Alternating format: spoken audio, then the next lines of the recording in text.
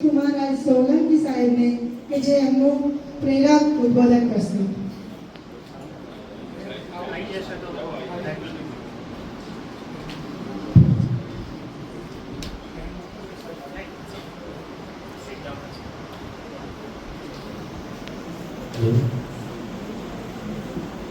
વહાલા બાળકો, વાલીઓ, શિક્ષકગણ, મંડળના સભ્યો,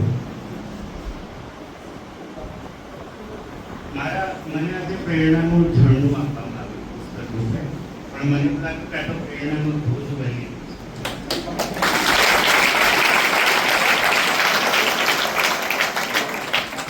અને સાચું કહું ને તો મને એવું કે ફરી વખત મને પણ આવી શાળામાં પ્રવેશ મળે ને તો હું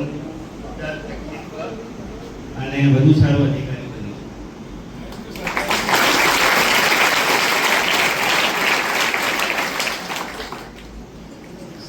આ જે શાળાનું જે વિચાર બીજ ડોક્ટર કે.આર. શાહ સાહેબે વાવ્યું, એના વટવૃક્ષના છાયા નીચે મને બેસવાનો આજે પાવન મોકો મળ્યો છે. ગોવિંદ દાદાના આશીર્વાદ મળ્યા છે. મંડળના તમામ સભ્યોને મળીને, ડોક્ટર સાહેબને મળે ખૂબ આનંદ થયો. જ્યારે અમે પ્રવેશ્યા ને ત્યારે રસ્તા ઉપરથી બાળકોના કિલકિલાતા હસતા ચહેરા દેખ્યા, સરસ મજાનું લેન્ડસ્કેપિંગ દેખ્યું, સ્વચ્છતા દેખી, હવા ઉદાસવાળા પક્ષ દેખ્યા. તો મને એવું થયું કે સરકારી શાળા પણ આવી.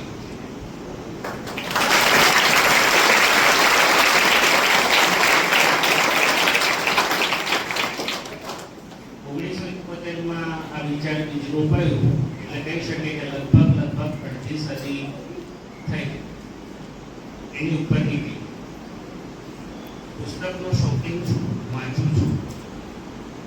મહેન્દ્ર મેઘાણી સાહેબે એક અડધી સદીનું વાંચન યાત્રા એવું પુસ્તક 1, 2, 3, 4 એવા બહાર પાડ્યા, જેમાં એમના 50 વર્ષમાં જેટલા પુસ્તકો વાંચ્યા એના સારા અવતરણો, સારા ભાગો કંઈ મારી પાસે હું રાખું છું પિતાની સાથે.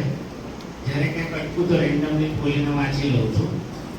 તો એ અડધી સદીની વાંચન યાત્રા, આ અડધી સદીની જાણે કર્મયાત્રાનો સહભાગી થવાનો મને ઉત્સવ ભાગ થવા મળ્યો છે. એ બદલ ખૂબ જ કૃતજ્ઞ છું, ખૂબ જ ખુશ.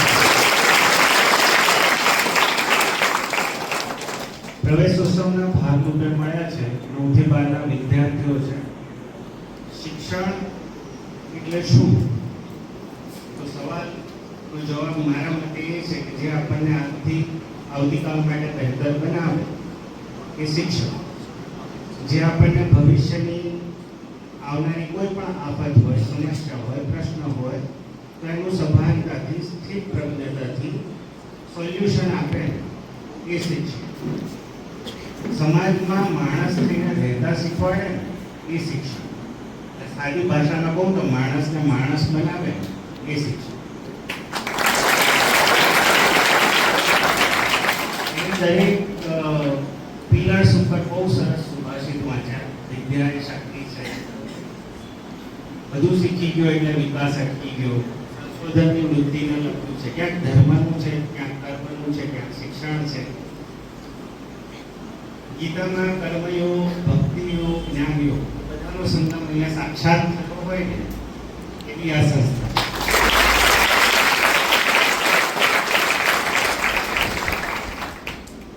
ગણિત છે ને ફક્ત ગણતરી નથી શીખવાડે, જીવનના દાખલાઓના સાચા જવાબ શોધતા પણ શીખવાડે છે. એ ફક્ત નાણાંની આપલે નથી શીખવાડતું, એ નાણાં કમાઈએ કેવી રીતે તો એનો સદુપયોગ કેવી રીતે કરી શકાય ને એ આ સંસ્થા શીખવાડે છે. એટલે કહીએ કે જીવનનું શિક્ષણ શીખવાડે છે. વિજ્ઞાનનો વિદ્યાર્થી છું, વિજ્ઞાનથી વિશેષ હેત છે, પણ ધર્મ અને અધ્યાત્મ એ પણ મારા રસનો વિષય છે. કારણ કે એક બહારની શક્તિઓ ખીલવે છે, એક આંતરિક શક્તિઓ ખીલવે છે. ઘણા બધા વૃક્ષ એવા હોય ને કે બહુ ઝડપથી, એના મૂળ ઊંડા ના હોય પણ બહુ ઝડપથી વધી જતા હોય છે. અને ઘણા ઝાડ હોય ને લીમડા જેવા, વડ જેવા, એ ધીમે ધીમે વધે. આ વડલાનું ઝાડ છે. દાદાએ લેખ આપ્યો ઋણાનું બંધ. તો કંઈક ઋણ હોય તો અનુબંધ રહે આજીવન. મને એવું લાગ્યું કે આજે તમારો પ્રેમ ને સત્કાર ને જે આદર મળ્યો ને એના ઋણ નીચે આજીવન હું દબાયેલો રહીશ અને આની સાથે જોડાયેલો રહીશ.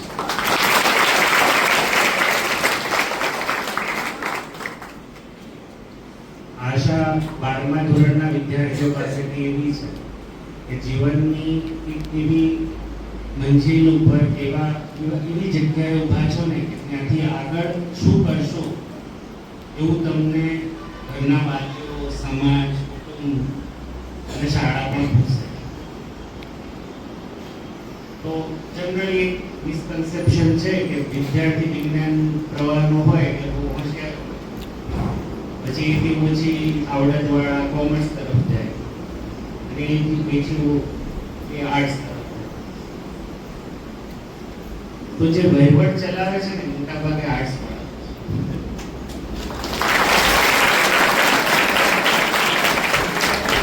પુષ્કળ મહેનત કરીને મારા મોટા ભાઈ પણ ડોક્ટર છે અને મોટી બેન છે આઈપીએસ છે, she is PIT right now. Engineer છું પણ હું ડોક્ટર ના થઈ શક્યો, હું સામાજિક ડોક્ટર બની ગયો. અહેવાલ લેખનના કલેક્શનમાંથી પસાર થતો હતો ને તો એમાં રમતગમતને લગતું અહેવાલ હતો, યુવાઓના ઉત્સવને લઈને, કલાને લઈને કલા મહાકુંભ, સામાજિક વનીકરણ આવ્યું. આશ્ચર્યની વાત છે કે મારો જન્મ જે સરકારી સેવામાં થયો ને રમતગમત યુવા અને સાંસ્કૃતિક વિભાગમાં થયેલો છે. કામગીરી સંભાળતો એટલે સમગ્ર ગુજરાતના તાલુકા જિલ્લા લેવલની જેટલી ગ્રંથાલયો છે ગ્રાન્ટેડ હોય કે સરકારી હોય. પછી વન વિભાગમાં ગયો કે ગુજરાત પોલ્યુશન કંટ્રોલ બોર્ડ સાથે કામગીરી કરવાની હતી, પણ મને વનીકરણ હંમેશા મારા હૃદયથી બહુ નજીક રહ્યું છે. અને હવે સદનસીબે શિક્ષણ વિભાગમાં આવ્યો છું, તે ટેકનિકલ શિક્ષણ દીધું. હું પોતે ઇજનેર હતો ને, આજે જે કોલેજમાં હું ભણ્યો એ જ કોલેજનું સંચાલન અથવા એ કઈ રીતે ચાલશે એના નિર્ણય કરવાની સત્તા મને સરકારે આપી છે.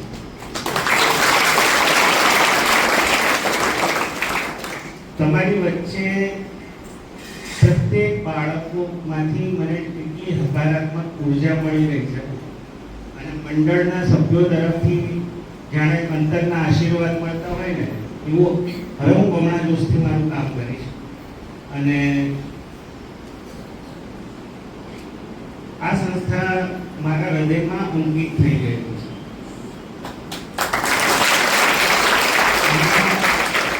જ્યાં નામ વાંચ્યું ને તો મને એમાં ભામાશા વંચાયું.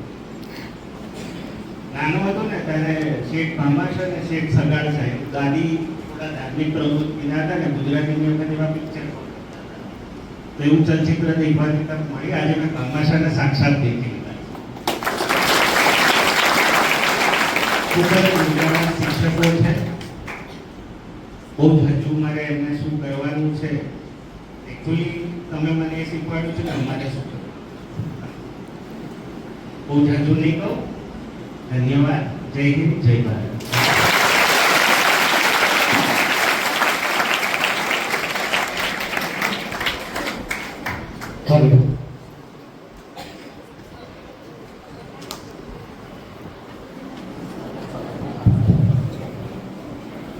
ખૂબ ખૂબ આભાર સાહેબશ્રીનો.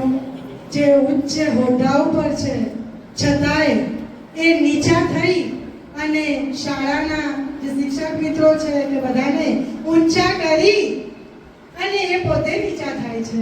આ એમની મહાનતા છે. એમનો ખૂબ આભાર.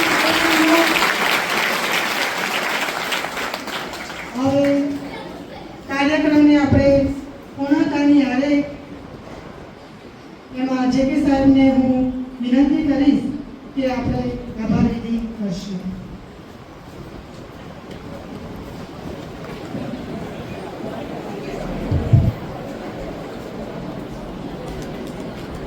નમસ્કાર. મંચસ્થ મહેમાનશ્રીઓ, આજે હું એટલું ચોક્કસ કહીશ, આ જે આજનો શાળા પ્રવેશોત્સવ અને કન્યા કેળવણી મહોત્સવ એ ખરેખર લેખે લાગ્યું છે. એનું કારણ છે તમને કદાચ તમે એની નોંધ કરી હશે. આટલા મોટા ઉચ્ચ અધિકારી પણ અહીંયા આ શાળામાં પ્રવેશોત્સવ માટે ઉત્સુક છે. એટલે તમે ખરેખર નસીબદાર છો કે જે લોકોએ અહીંયા પ્રવેશ મેળવ્યો છે. એમને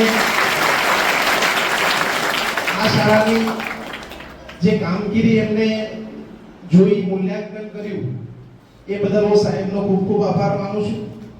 એમનામાંથી પણ ઘણી બધી પ્રેરણા અમને અને બાળકોને મળી. તો સર્વે મંચસ્થ મહેમાનોનો દિલપૂર્વક આભાર માનું છું. મંડળ અને ટ્રસ્ટના સભ્યો આદરણીય ગોવિંદ દાદા સર્વનો પોતાનો કિંમતી સમય એ કાઢી અહીંયા આ કાર્યક્રમમાં ઉપસ્થિત રહી બાળકોનો અને સર્વ શિક્ષકોનો ઉત્સાહ વધારવામાં જે અહીંયા પોતે ફાળો આપ્યો છે બદલ હું એમનો ખૂબ ખૂબ દિલપૂર્વક શાળા પરિવાર વતી આભાર માનું છું. અહીંયા આપણે આ પ્રોગ્રામને પૂર્ણ જાહેર કરીએ છીએ અને બધા જ મહેમાનોને નમ્ર વિનંતી કે આપણે વૃક્ષારોપણ માટે જઈશું. એ પહેલા આપણો એક નાનકડો હજુ પ્રોગ્રામ બાકી રહી ગયો છે, બ્યુટી અને વેલનેસ, જે આપણે અહીંયા નવો ટ્રેડ શરૂ થયો છે એના વિશે પણ થોડું એ સાહેબ માર્ગદર્શન આપશે. આપણે એનું ઉદ્ઘાટન કરવાનું છે, તો આપણે એ તરફ બધા મહેમાનો જઈશું.